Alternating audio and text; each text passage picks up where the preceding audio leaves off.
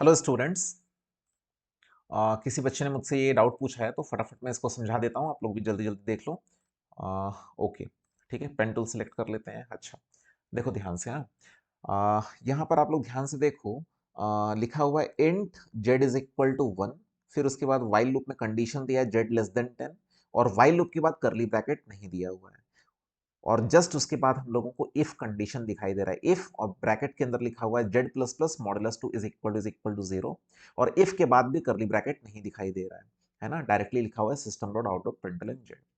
यानी कि इफ के ब्लॉक के अंदर सिर्फ एक ही स्टेटमेंट है और वो प्रिंट स्टेटमेंट है, और वाइल लूप के ब्लॉक के अंदर सिर्फ एक ही स्टेटमेंट है, वो इफ स्टेटमेंट है। कुछ बच्चों को ऐसा लग सकता है कि वाइल लूप के ब्लॉक के अंदर तो दो स्टेटमेंट दिखाई दे रहे हैं, एक इफ का हेड पार्ट और एक इफ का बॉडी पार्ट, तो दो स्टेटमेंट दिखाई दे रहे हैं, तो यहां तो करली ब्रैकेट होना चाहिए। लेकिन मेरे प्यारे बच्चों, वाइल के ब्लॉक के अंदर अगर सिर्फ इफ यूज हुआ है, ठीक है, तो ये पूरा का पूरा, ये जो दिख रहा है ना, ये पूरा का पूरा सिंगल स्टेटमेंट के जैसा कंसिडर करेगा ये वाइल लूप। ठीक है, तो हम लोग कह सकते हैं कि वाइल लूप के ब्लॉक के अंदर ये पूरा एंटायर चीज है, जिसको कि मैं रेक्टेंगुलर बॉक्स के अंदर रखा हुआ हूं फिलहाल। ठीक है, ये समझ में आ गया। अच्छा, ये काम कैसे करता है, तो थोड़ा सा मैं इसको रब कर देता हूँ फटाफट जल्दी से। ये काम कैसे करता है समझ लो। ठीक है, ये काम कैसे करेगा, तो मैं, चलो ड्राई रन करते हैं। ठीक है, ये हो गया तुम्हारा जेड का वैल्यू 1 हो गया। और फिर कंडीशन क्या दिया है, जेड का वैल्यू अगर लेस देन 10 है, ये वाइल लूप कब तक चलेगा, जब तक जेड का वैल्यू लेस देन 10 होगा। जेड का वैल्यू कितना है, 1। 1 क्या लेस देन 10 है, तो यहाँ पे क्या आया, यहाँ पे आया ट्रू। ट्रू आया तो कंट्रोल अंदर गया। ठीक है, ट्रू आया तो कंट्रोल अंदर गया, और अंदर में एक इफ स्टेटमेंट हमने लगाया है, जिसमें कि कंडीशन क्या दिया है, जेड प्लस प्लस। ठीक है, क्या कंडीशन दिया है, जेड प्लस प्लस, और फिर उसके बाद हमने लिखा है modulus two is equal to 0। ठीक है, तो जेड प्लस प्लस का मतलब समझो, जेड प्लस प्लस, जेड के बाद प्लस प्लस दिया हुआ, यानी कि पोस्ट इंक्रीमेंट ऑपरेटर, राइट। यानी कि जेड के वैल्यू को बाद में बढ़ाना है, उसका जो भी वैल्यू दिखाई देगा उस समय उसको यूज कर लेना है, यूज करके फिर उसके बाद बढ़ाना है। ठीक है, हाँ, तो मैं क्या कह रहा था, जेड प्लस प्लस बाद में बढ़ाना, जेड का वैल्यू क्या दिखाई दे रहा है, 1। तो यहाँ पे एक काम करो, 1 लिखो। लेकिन जैसे ही तुमने 1 लिख दिया, जाओ वहां पे और जेड के वैल्यू को इंक्रीज करो, इसको 2 बना दो। ठीक है, हाँ, वापस से आओ और इस एक्सप्रेशन को इवेलुएट करो कि 1 को जब 2 डिवाइड करेगा तो क्या रिमाइंडर 0 देगा। तो यहाँ पर क्या आ गया मेरे प्यारे बच्चों, फॉल्स आ गया। ठीक है, फॉल्स आ गया। फॉल्स आया तो ये प्रिंट स्टेटमेंट एग्जीक्यूट नहीं करेगा। ठीक है, अच्छा, फिर इसके बाद कंट्रोल कहाँ जाएगा, इसके बाद कंट्रोल जाएगा वाइल लूप के टेस्टिंग एक्सप्रेशन के पास, जहां लिखा है क्या, जेड का वैल्यू लेस देन 10 है, जेड का वैल्यू है 2, तो 2 क्या लेस देन 10 है, तो यहाँ पे क्या आ रहा है, यहाँ पे आ रहा है ट्रू।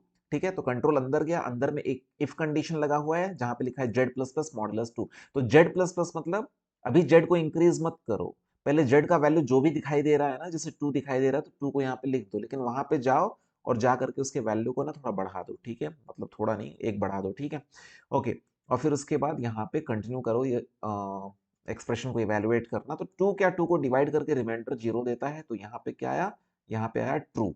ट्रू आया तो कंट्रोल प्रिंट स्टेटमेंट को एग्जीक्यूट करेगा। तो मैं यहाँ पे आउटपुट लिख देता हूँ कि आउटपुट में क्या आएगा, जेड का वैल्यू। जेड का वैल्यू क्या दिखाई दे रहा है मेरे प्यारे बच्चों, 3 दिखाई दे रहा है। एग्जामिनेशन में ध्यान से देखना कि प्रिंट लिखा है कि प्रिंट एलन लिखा है, प्रिंट एलन लिखा है तो 3 प्रिंट होने के बाद कर्सर नीचे जाएगा। ठीक है, इसके बाद कंट्रोल वापस से जाएगा टेस्टिंग एक्सप्रेशन के पास, जहां पे लिखा हुआ है जेड लेस देन 10, यानी कि 3 क्या लेस देन 10 है, तो यहाँ पे क्या हुआ, यहाँ पे हो गया ट्रू।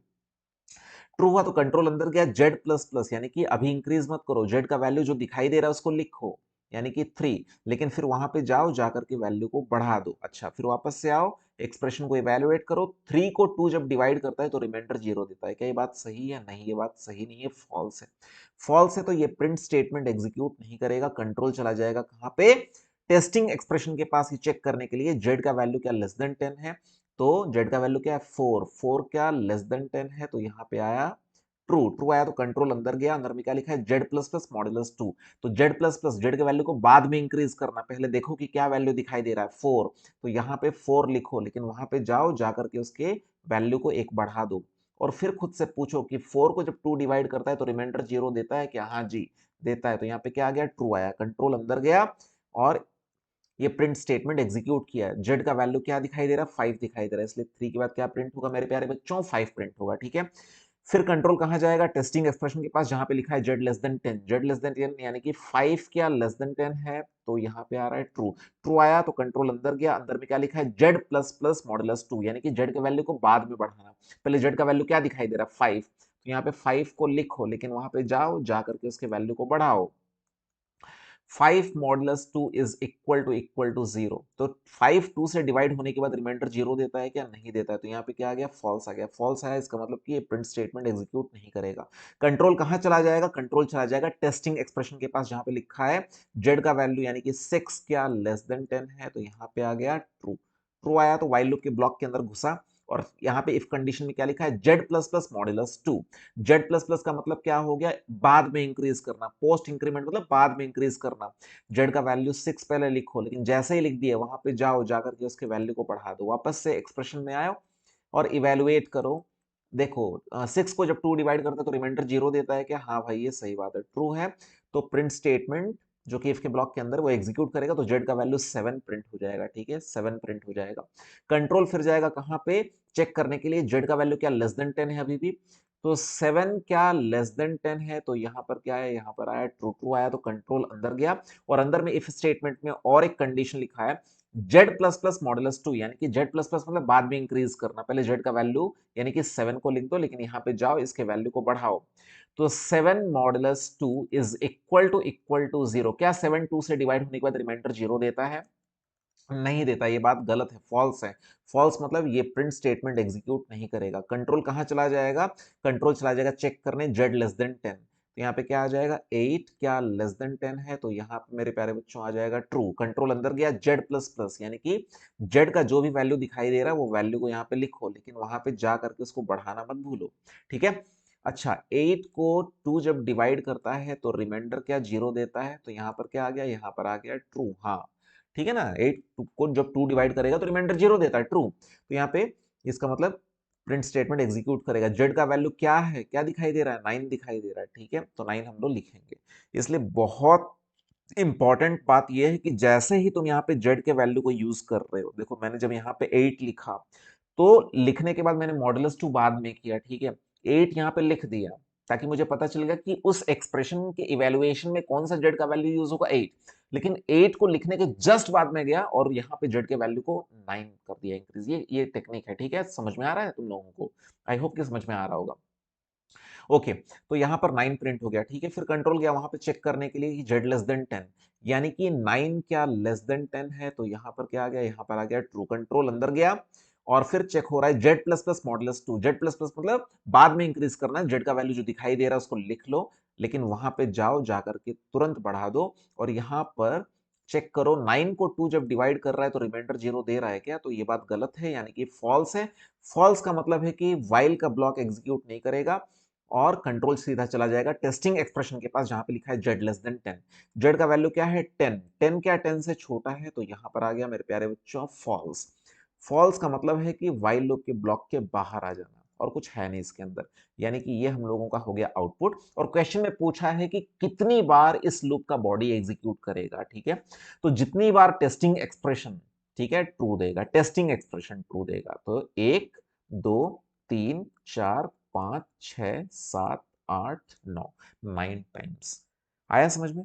तो चलो ऑलरेडी मैं ये प्रोग्राम टाइप करके रखा हूं ताकि टाइम वेस्ट हम लोगों का ना हो, ठीक है, जल्दी जल्दी देख लेते हैं, टाइप ऑलरेडी टाइप्ड है, हाँ ठीक है, तो यहाँ पे तुम लोग देख सकते हो कि int z is equal to 1, okay, while z is less than 10, और if z plus plus modulus 2 is equal to 0, system dot out of println z, ठीक है, compile, no syntax error, close, right click, main method, okay, यहाँ पे देख सकते हो output क्या आ रहा है, आउटपुट आ रहा है 3, फिर उसके बाद 5, फिर 7, फिर 9, यहाँ पे देखो मैंने वही लिखा 3 5 7 9, ठीक है। अच्छा, तुम लोग ना प्रोग्राम के अंदर भी एक चीज लिख करके ना चेक कर सकते हो लूप कितनी बार एग्जीक्यूट कर रहा है, काउंटर वेरिएबल ले लेते हैं, ठीक है, एक काउंटर वेरिएबल ले लेते हैं, इंट ctr, नाम इसका दे देते हैं int ctr is equal to 0, ठीक है। अच्छा, व्हाइल लूप के ब्लॉक के अंदर, अच्छा मैं करली ब्रैकेट भी दे देता हूं, जब जब ये कंडीशन ट्रू होगा, राइट, कंट्रोल अंदर घुसेगा, अंदर घुसने के बाद सबसे पहला काम करेगा वो ctr को इंक्रीज कर देगा, ठीक है, ctr को इंक्रीज कर देगा। अच्छा, व्हाइल लूप के ब्लॉक के बाहर, व्हाइल लूप के ब्लॉक के बाहर मैं यहाँ पे चेक कर लेता हूँ ये लूप कितनी बार चल रहा है। तो system dot out dot println, system dot out dot println, the loop got executed, यहाँ पे लिख देते हैं the loop got GOT got EXECUTED executed concatenation sign CTR concatenation sign TIMES। Okay, control minus minus minus minus control के no syntax error. अब देख लेते हैं कि इसका आउटपुट क्या आ रहा है। इसका आउटपुट आ रहा है 3579 और नीचे दिख रहा है the loop got executed 9 times. तो एग्जामिनेशन में कभी भी पूछे कि ये लूप कितनी बार चल रहा है तो देखना कि टेस्टिंग एक्सप्रेशन, खास करके फॉर लूप और वाइल लूप के केस की बात कर रहा हूं, डू वाइल के केस की बात नहीं कर रहा हूं, है ना। किसकी बात कर रहा हूं? फॉर लूप और वाइल लूप, जितनी बार कंडीशन ट्रू देगा उतनी बार लूप एग्जीक्यूट हुआ है। और डू वाइल के केस में तो फिर तुमको प्योरली ये सीटीआर वेरिएबल, जिस तरह से अभी मैंने लगा करके देखा, तुमको लगा करके देखना होगा सीटीआर का वैल्यू कितना निकल रहा है। जितना निकलेगा सीटीआर का वैल्यू उतना टाइम्स लूप एग्जीक्यूट होगा। तो सबसे बेस्ट ये सीटीआर ही यूज कर लेना, तुम लोगों को एक्जैक्टली पता चल जाएगा लूप कितनी बार एग्जीक्यूट कर रहा है। आई होप कि ये क्वेश्चन समझ में आया है। ठीक है, okay, thank you, bye bye.